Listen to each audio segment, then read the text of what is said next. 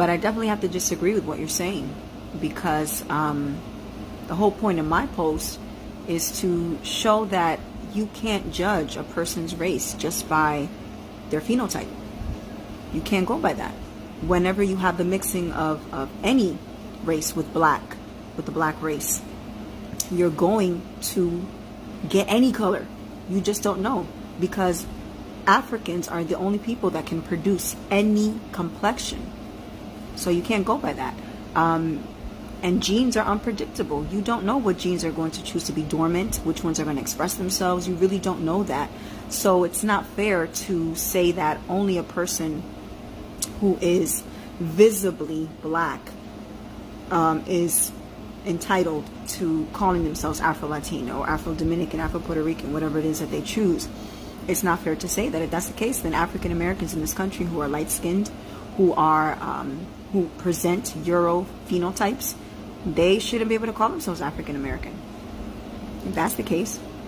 So if you can recognize an African American person in this country and give them the respect to call them African American, regardless of what their complexion is, then the same respect should be given to a Latino person who is identifying as Afro-Latino, regardless of how light they may be.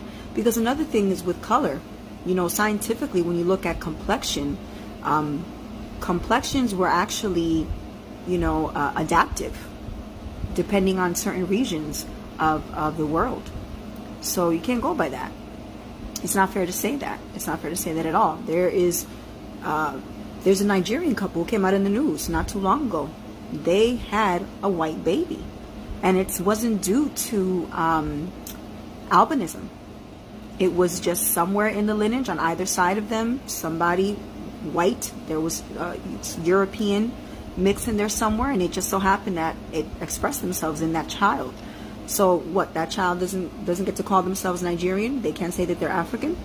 What about all the light-skinned Nigerians? I've seen, especially amongst the Igbo people, who tend to be light-skinned people.